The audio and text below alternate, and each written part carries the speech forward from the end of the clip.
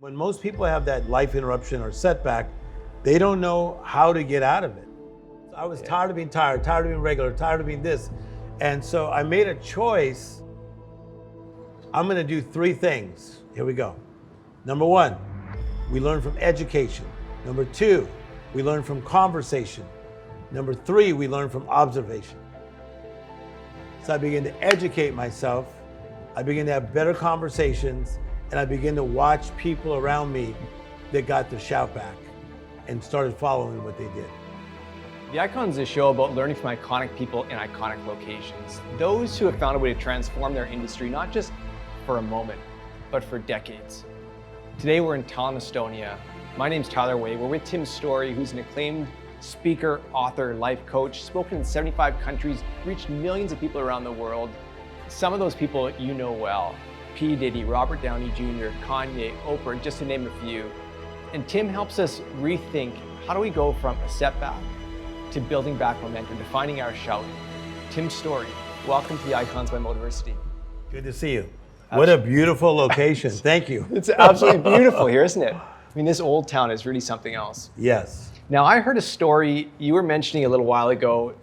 You were in Oprah's backyard casually one day, and you were talking about a concept that you've talked about before, working your ground, and she was getting excited by this. Can you tell us a bit about that story? Yeah, first of all, it's nice to be in Oprah's backyard a lot. But we like to share concepts with each other, Oprah and I, and she loves this idea about the law of the harvest. You know, a lot of people, they just think about manifesting something, but in the law of the harvest, I teach you got to plow the ground, you got to plant the right seed, then you got to water the seed, which is repetition, and then you'll reap the harvest. And I feel that some people, they get really frustrated in the plowing, the planting, and the watering, but they don't realize that payday's on its way. So she loves that story. I mean, she must have planted the right seeds. She really did. But if you go back into her life, even when she was working in the early days for different small towns and working in the news, she was doing a lot of plowing, a lot of planting, a lot of watering. And then later on, the King brothers came and helped her get her own show, and then the rest was history. So I know a little bit about your background, but for those who don't, you grew up in Compton. Yeah. You know, a couple decades later, you're in Oprah's backyard. Can you help us connect the dots between that? I mean, that's quite the transformation. I would really say that I have been fortunate to have amazing people around me, because there's a lot of people that are as talented, more talented than me. But my teacher saw my spark. I can think back to my third grade teacher, fourth, fifth grade teacher, but it was my sixth grade teacher, Mr. Probert, who asked me to stay after class one day. And he says, Timmy, I wanted you to stay after class because I wanted you to know that I think you're brilliant. And because you're brilliant, I want to just challenge you to start reading some biographies and autobiographies about people's lives that did amazing things. And so what an amazing thing to be branded brilliant by your sixth grade teacher. And I took that tag, I took that label, and even though I didn't feel brilliant at the time, I listened to what my teacher said. And if I remember back, that was actually at a pretty tough moment in your life, Yeah. was it not? What was happening in your life at that time? What was happening is that, you know, growing up in a lower income family of 7 people in a 2-bedroom apartment, you know, everything is like a fight for space. 7 people, 2 rooms. 2 rooms, so 1 bathroom. So everything is a fight for space. And then what takes place is that my father goes to get my mother food. He wanted to go to this restaurant, and he ordered the food, takeaway. He goes through a green light, and bless this guy's heart, wasn't paying attention, runs a red light, hits my father dies. Now that's very difficult for any family, but my father was the energy of the family. He was the financial backer of the family. My mother didn't even know how to drive. And so now he is like taken out. And I'll never forget, the family went from like a feeling of warmth to just a feeling of like silence and pain. And so my sixth grade teacher was very aware that my father had died. And I think that's one reason he held me after class, because that was about a month later. No kidding. Would you consider that? I know you work with a lot of people who have experienced setbacks and how to reframe that, get out of that situation, find momentum again.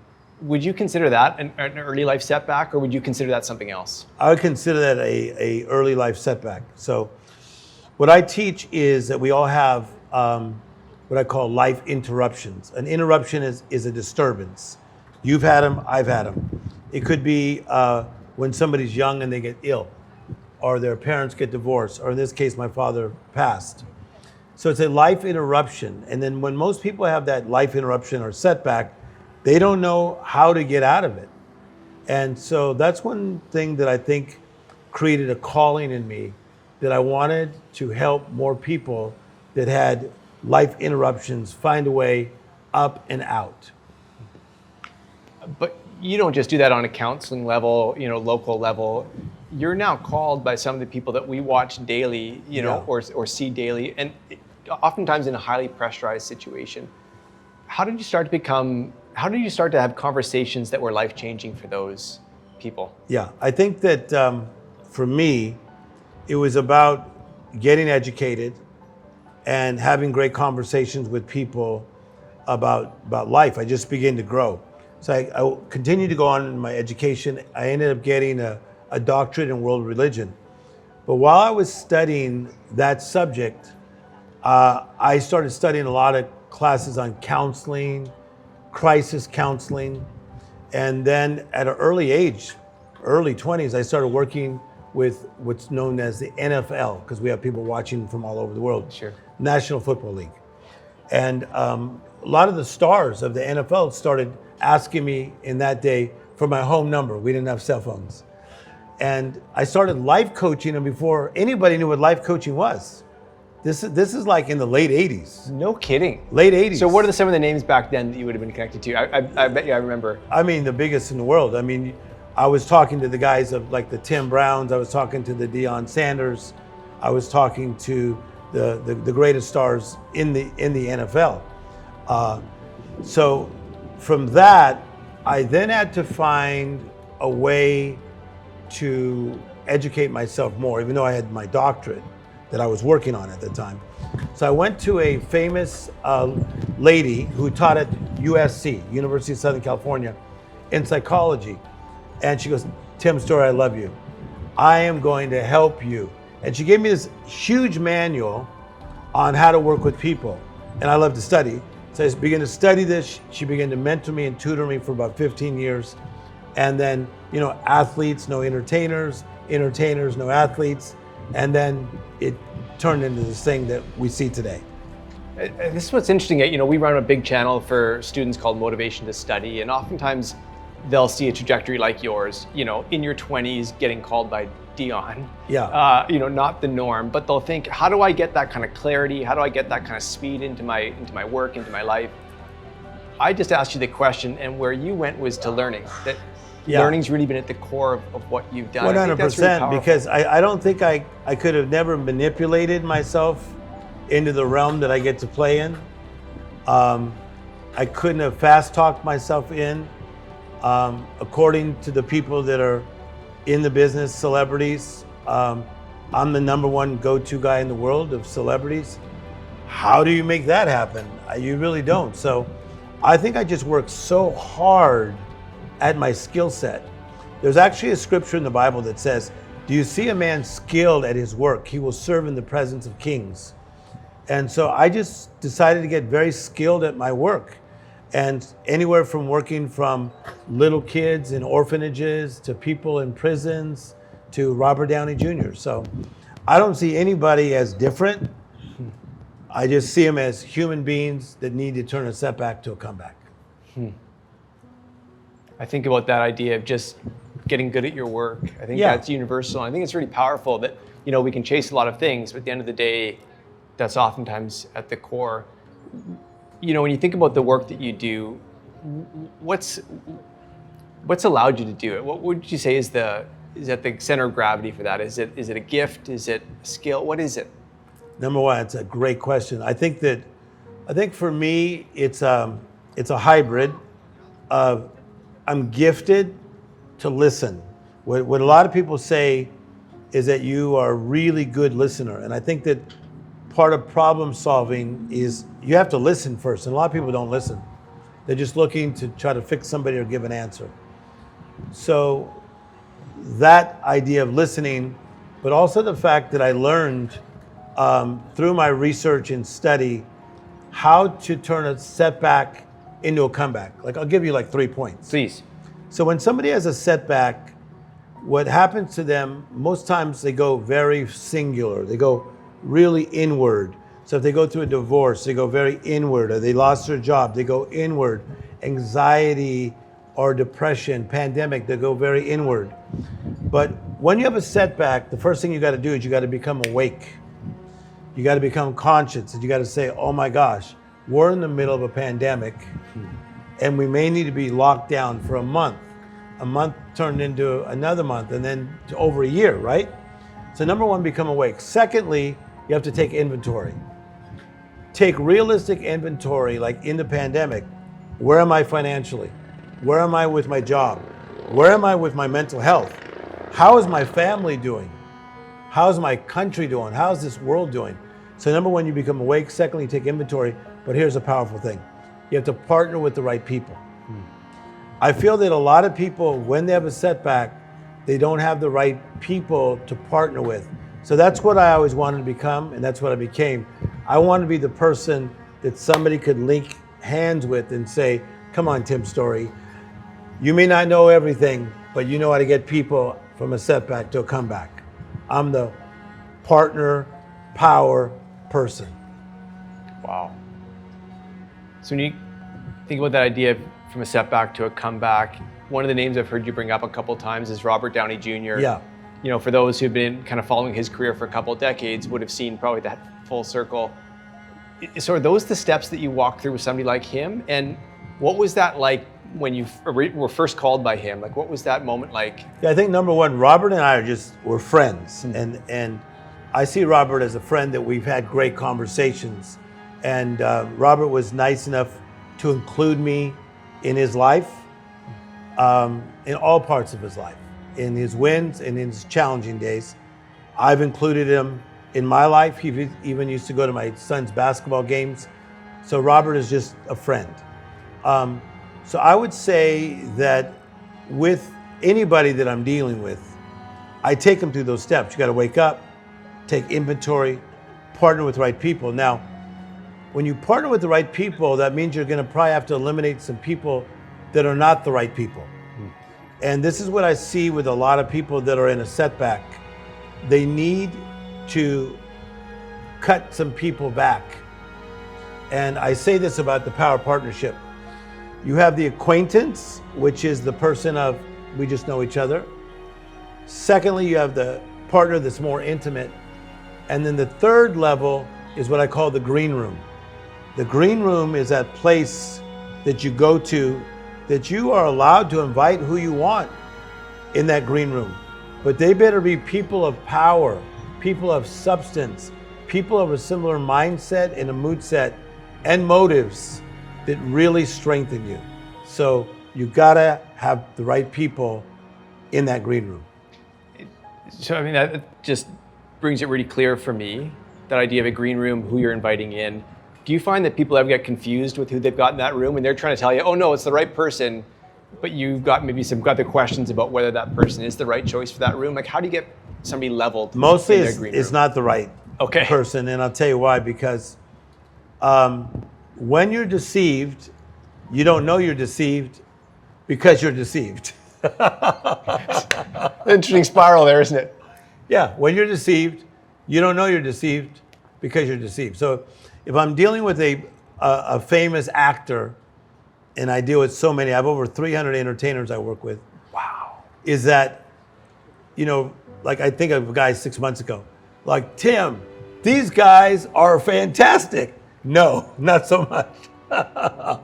Because when you're deceived, you don't know you're deceived because you're deceived. So I don't ever come at them like too strong unless I have to. But I say, why don't you just take some time off from these people? And as you are getting healed, then start to see, do we want to re-invite them into our green room? Usually they do not. but put them in the first place, put them in the second place, but that doesn't mean they need to be in your inner circle. I mean, I get that a lot of your work is pointed towards other people. I can appreciate how gifted of a listener you are. So I can see how, I mean, even just in our conversations. But I'm pretty curious about Tim Storey's story. Yeah. I mentioned Tim Storey's story. You inspire those who inspire us. Who inspires you? I'm inspired by the little things in life. I have this saying that miracles are either coming or going at all times. My last book is called The Miracle Mentality. And to have a miracle mentality is to look for the extraordinary, look for the unusual, look for the uncommon. And the other day, I was really busy on a lot of Zoom calls. And I went in my backyard, and as I was sitting there drinking hot tea, I noticed that 3 butterflies came by my right shoulder at the same time. True story. They turned around and came back the same way. That inspires me. So I'm inspired by butterflies.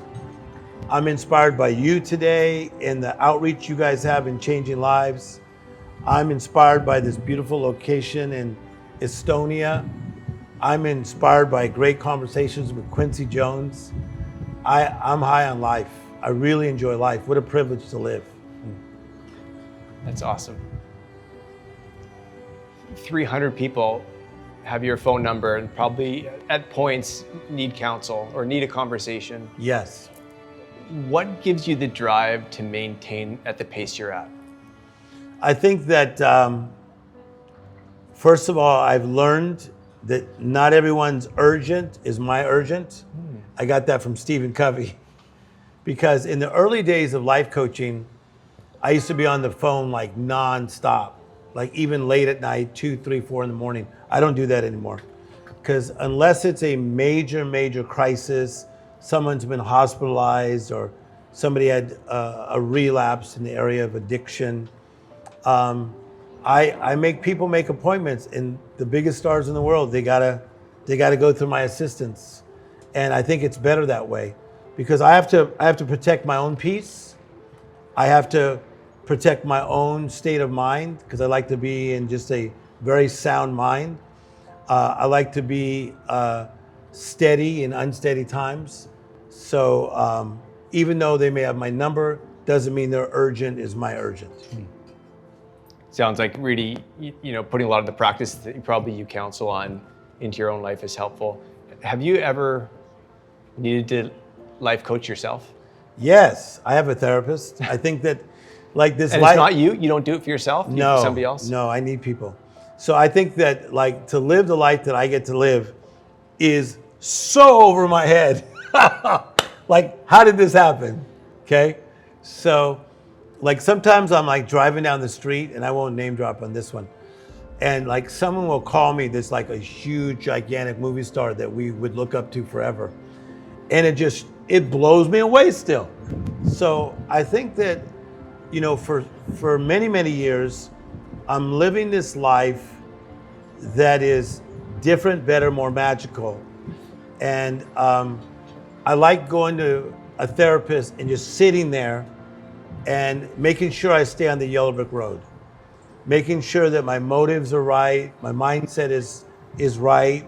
Because in my kind of job, they offer you a lot of money to do different things, like, mostly coming from just a lower income family to starting to do real well, even in my early 20s. I just wanted to be around practical mindsets that would keep me on the yellow brick road. And so far, so good. You bring up yellow brick road, you bring up magic. It feels like some of these kind of playful, childlike qualities are kind of key to your work. Would you say that's actually is part of your work? That is so me.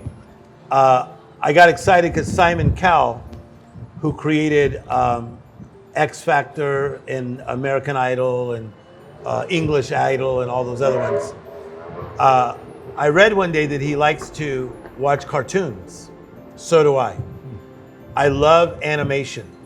So every week of my life, I watch animated things.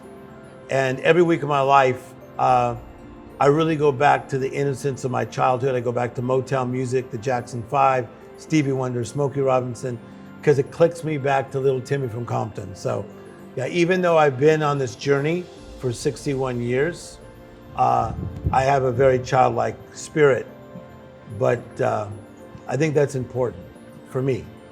Huh.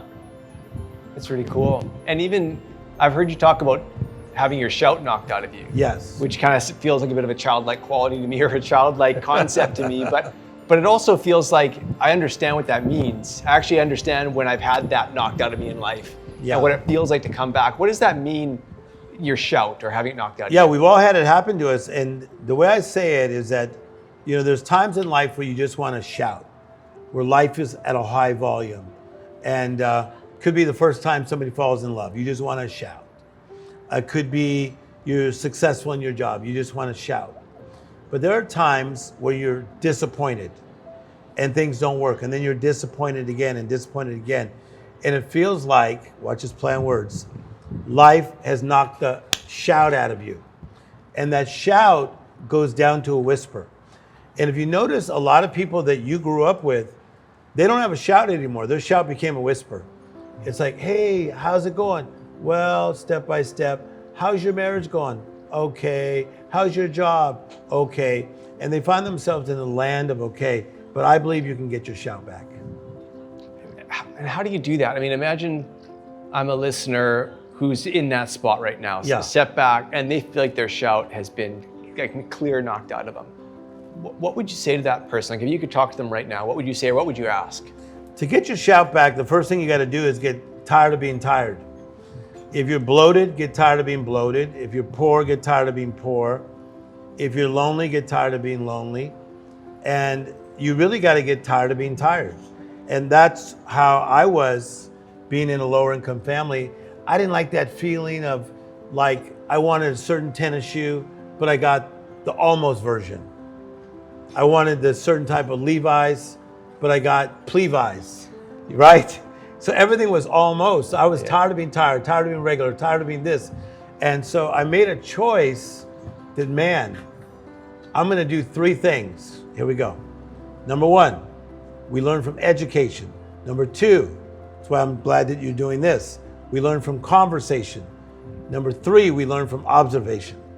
So I began to educate myself. I began to have better conversations, and I began to watch people around me that got their shout back. And I emulated and started following what they did. Tired of being tired. Tired of being tired. You've just written a book called The Miracle Mentality. Yes. Why would somebody want to pick up that book right now? What would you feel like is the core message that comes through? Yeah, I think the book just pours out opportunity. And that whole idea of the book of the miracle mentality is don't live in the mundane, don't stay in the messy, don't stay in the madness, but make room for the miracles. And I think that so many of us that we get so caught up in the mundane, and then the mundane escalates to the messy, and then it escalates to the madness, which is the chaotic, that man, where's the magical? When we were kids, it was like, can we play? No, but you got to clean your room. But then can I play? But then you got to go to school. But then can I play? Remember, we were always looking for magic. So the book, The Miracle Mentality, teaches you how to get through the mundane, the messy, the madness in all areas of your life and embrace this miraculous life that you've been called to live. Sounds like it has the potential to kind of bring back a lot of joy for people. No doubt. And really shift their mindset. And I've heard you talk about mindset, and mindset's a word, I mean, our app's called Mindset. We're really familiar with it, but you talk about it in a way I've almost never heard of it. How do you see mindset, and how does that play a role in people's world? Well, you guys have done a great job, obviously, with mindset, but mindset to me is, it's a perspective, it's a point of view, it's another vantage point.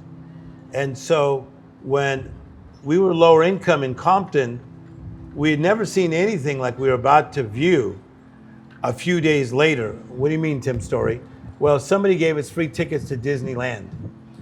When I went to Disneyland as a 7-year-old, and I saw Tomorrowland, Frontierland, and I saw all these different lands, and I saw Mickey Mouse up close, Donald Duck up close, the fireworks show at 9:30 at night. Whoa, my life changed. It was all about a different perspective from Compton, California, and the things I saw there, going to Disneyland, and I found out later, it was literally only like 40 miles away. 40 miles away, I was about to have a life change.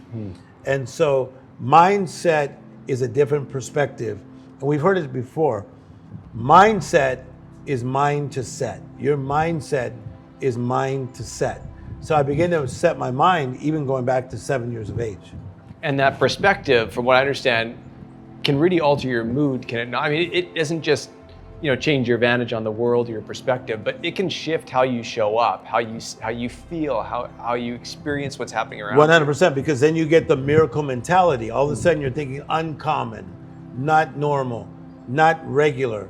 And you begin to see those things that have not yet happened as though they're possible. So before I became great friends with Oprah, I saw myself being great friends with Oprah. So when we started talking a lot, it didn't throw me off. I've had this conversation in my head. I've envisioned these conversations. And so when I started to work with some of the biggest stars in the world, and I mean like huge, like, could you imagine like looking up to Charlton Heston as a kid? He was Moses, and then being his buddy, or Tony Curtis talking about him doing movies with Marilyn Monroe, or James Caan, who just recently passed from The Godfather, being my buddy, or the Vidal Sassoon talking about how he created an empire. This is some mind-boggling stuff, but I saw it before it even happened. No kidding. I saw it. I saw it. I saw it. I saw it. I saw it. And when you say you see it, 'cause I think people struggle with that. Like, is that like I close my eyes and I see it, or is that just like something that feels like almost a bit of a destiny or a faith within you? It is that too. It's a destiny, it's a faith, and it's the power of the imagination. And what I believe is that I was just in alignment with what heaven was saying about Tim Storey. So I got this saying that I say, I don't believe in chasing things. I just want to be in alignment with what I think has been spoken over me. So these 77 countries of the world now, speaking to 85,000 people at one time, over 1,000 invitations a year is what I get to go speak at places. I don't manipulate to get them. I simply align myself, and then I cooperate with what life is asking me to do. I'm simply cooperating. That's a lot of demands. And I mean, when you start to talk about some of the people that are giving you a call for these conversations, has there been a call that you've received, I don't know, recently or even in the past, that really humbled you? Like, what was the moment that just like either brought you to your knees or really sparked you up? Like, what was it? Without saying names, when you get into the areas of who runs the country, like at the president level, right? That kind of stuff then throws you off. When you're a kid who used to study presidents. Okay, I'm leveling up with you here. Yeah, but why were those kind of groups call me in? Because I'm coming at you from a different punch. I'm not going to come at you and just say, we're going to be okay. Mm-hmm. I'm going to go in and say, things are looking kind of bad. But if we face the facts, if we take inventory, if we partner with the right people, if we get the right principles, if we get the right plan, we could work our way up and out. And so those kind of calls are humbling. The biggest executives in the world, running the biggest companies, those are humbling. But my mentor, Quincy Jones, told me, Tim, now is it okay if you just realize this is where you're supposed to be? So don't be so surprised as much. Yeah. And was there, maybe you heard that early on, and did you believe it early on, or was there a moment when you let yourself accept that, I'm going to get these phone calls, I'm going to have these conversations, and that's who I am? Yeah. When did that happen?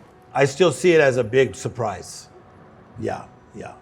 So like when these publications come to me to write big articles or magazines or whatever they are, or TV shows or all the good things that happen, I'm still very surprised. Yeah. I'm still Timmy from Compton, and I want to go get a Slurpee. And your reflex when I ask you what these things is, I want to learn. Let me learn. Oh, yeah. Are you kidding? Yeah. Yeah, because now I got to learn protocol when I'm going to go visit these places. Because now I'm going to places that I've never been before over all these years. So I want to know, like, what's the protocol when you walk into one of those places? Yeah. So I want to go down a bit of a different path. We have a lot of 20-year-olds that watch our stuff that are in that moment of big life choices. Maybe they're feeling pressure. They're in school, they're not in school. If you think about the 20-year-olds you know around your life, what's the advice that you'd offer somebody at that age right now? Yeah, I think you got to prosper where you're planted. Like, if you are a freshman in college, prosper where you're planted. Don't always like be looking at what I'm going to do when I'm going to graduate. Be in your freshman year. Be present in your sophomore year. Be present in your junior year. Present in your senior year. So as you prosper where you're planted, you're going to love this. And you build your spot. Life will put the spotlight on your spot. See, because we need those freshmen that excel. I need to hire them. I got a lot of companies. Sophomores, juniors, seniors, whether it's me, Magic Johnson, Spike Lee, whoever's running big companies, Tyler Perry, we all need to hire them. Prosper where you're planted, okay? Build your spot, and life will put the spotlight on your spot. We will find you. You know, this is, I'm going a bit personal, but we do work in Southern India, as you're talking about that, you know, working your land, prosper where you're planted. We're connected with a woman down in Southern India, doesn't know her age, can't read, she can't write. I mean, grew up in a lineage of poverty. And her job, even when she was quite young, just after she gave birth, was to pick up cow dung in the fields. And through that, found a way to start to collect women, like bring women together. Yeah. To throw in about 25 cents a month into a collective pot. Through that, started to build their way out of poverty. She's now built that program with over 1 million women in Southern India. I mean, it's one of the most extraordinary stories I've ever come across. And as you say those words, yeah, her name and image comes to mind. Is just, no matter where you are. So I see that as like Michael Jordan level. I do too. See, so if you look at me, I feel like I had a lot of people giving me a boost, from my teachers, right? To then Quincy Jones, Oprah Winfrey opening the world to me. This young lady didn't have those kind of boosts. Mm. So I feel like I was using the Cliff Notes, and she did the whole assignment. So to me, she's more of a Michael Jordan than me. And I want to say her name just because I feel like I don't want to describe her as, Chinapale is her name. Yeah. And just an extraordinary example of what's possible. See, but that just motivated me. So at no point do I ever think like, whoa, like, look at all this I'm pulling off. No, because then I hear a story about her life and what she's done and the setbacks that she's had, but yet she is willing to get up and out and literally change tens of thousands of people. I mean, it starts to bring up the idea of like, how does your work add up? What would your legacy start to become? Do you ever think about that? Like, what do you hope your legacy is? I promise you, I don't think about it. No. Because I think that I'm fortunate to have like this season on this planet. My mother's 91. She's super feisty. She walks well, she sees well, she hears well. And so I hope I have a really long run on this planet. And I really don't think about the legacy. I think that I'm so in the now, fully present, fully feeling, fully alive. And right now we're in Estonia, and I get to talk to you, and we get to talk to all these people that are watching. So I hope and pray that my life continues to have a ripple effect, because now I see young speakers who speak like me, talk like me, rhyme like me, and want to do what I'm doing.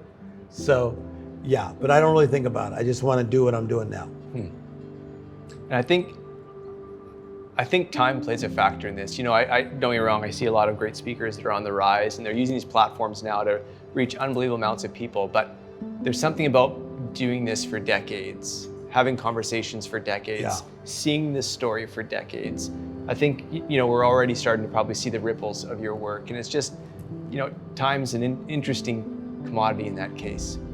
Yeah. I mean, I think that when Stevie Wonder started to play piano, he didn't know that like so many generations would love his music. I know little 10-year-olds from like Iowa who love Stevie Wonder. And so when I began to study and my 6th grade teacher gave me the book by Michelangelo and said, expand your mind, I didn't know that people would name their kids after me in Nigeria. No kidding. Which is what happens. Tim Storey, what's next for you? I'm excited about a new project. I have a new talk show. First talk show ever in airports. No. Watch how awesome this is. It's never been done. So Reach TV owns most of the airports in 90 airports around the world. They came to me during the pandemic. They said, can you do these 5-minute inspirational talks? And they went over so well. They came back to me and they said, let's do a talk show. So Oprah never did that. Oprah, you know how much I love you. Ellen, love you too. You never did that. Steve Harvey's my boy. I do a lot of projects with Steve. I was on his show every Monday for a long time. No one has ever done a talk show in the airports, first ever, and it starts this summer.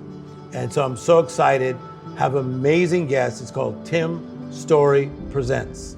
It's going to be all the way from Charles de Gaulle in Paris to Heathrow to airports all over the world. I'm excited about that. No kidding. I'm excited about that. I fly a lot, so I feel like I've not got a show to watch. That's fantastic.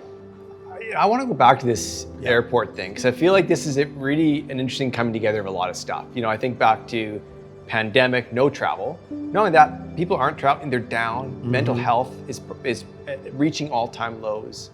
And now it's this moment where people are kind of coming back, they're on the move, they've got this kind of captive moment in an airport where they may be excited that something's happening and this is your moment with them.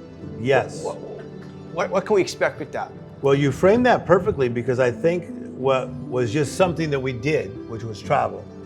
All of a sudden you have to wear this mask. All of a sudden people are nervous because of COVID. All of a sudden flights are getting delayed many times because of lack of staff, because of illnesses. So people were moving fearfully through airports. And that's when Reach TV said, we want you to come on and just speak to people. Talk to them about anxiety, about fear, about working through the challenges that they're feeling. And the beautiful thing is they started to get such great feedback that people were saying, I'm sitting in this airport 2 or 3 hours. This Tim Storey guy is really helping me out. And then we decided to expand it into a 30-minute show that will continue just to loop and loop and loop every few hours, just to help people's lives. Sure. Because I think, I even personally started to go back to those last couple of years, and stuff that I wasn't scared about, I started to become scared of. Stuff that I wasn't nervous about, I started to become nervous. Stuff that I'd never really, been in my own head about. I was in my own head. Yes. And so I think you're probably reaching people at a moment when stuff, hopefully they're looking to let that go, but probably in that moment of, am I in the setback or am I in the comeback? And yes. What's most important for somebody to think about, if they're in that kind of teeter-totter moment right now? Yeah, I think that all of us are going through recovery and discovery at the same time. Recovery of things lost in the past, recovery of things lost and that we're challenged of in the present. But in the midst of recovery and discovery, let's not lose the beautiful moments that can happen now. And I think we got so caught up in the challenges that we didn't pay attention to the beauty of life. And that's one reason I'm so excited that I decided to listen and have these conversations with some brilliant people. And they said, Tim, you need to connect to Mind Valley. Mind Valley is changing people all over the world. It would be a nice fit, a nice connection. And so we created a course that I'm so excited about that's coming out in 2023. And it's about magical living. It's about in the midst of the mundane, the mess, and sometimes the madness, that we can get back to magical living. So that's one of my favorite projects I got going on, is this idea of Mind Valley, taking people, tens of thousands of people, millions of people, I believe through this course that we can get back to the magic. It doesn't have to be the magic of our childhood. It could be the magic of our now. Get that shout back. Get the shout back. Because I think that's what's cool about this is that you talked about when you meet with people for these conversations, you ask them to wake up, take inventory, and then choose their partners. And it feels like that's the roadmap you're following too. Choose your partners and then let things go. No doubt about it. Listen, when Robert Downey was working on some of his projects, he did not see Iron Man coming. He just saw another actor that was doing things. You never know when you will become a superhero. And that's the beauty of life. You can go from being challenged, having difficulties in your life, wondering if you're going to be stuck in that same place, to the next thing you know, you are soaring in places that you could only have imagined. That's where I believe people are headed. We've got an Iron Man in us. Yes, I like that. Tim, where can people find you? We have a website, timstorey.com. So TIMSTOREY. You can find all things Tim Storey. Fantastic. Tim Storey, this has been an absolute pleasure. Thank you. Thank you. For those of you who are just kind of connecting into the icons for the first time, now you're getting a pretty good taste of what these conversations are. Iconic people, iconic locations. Stay tuned for our next episode.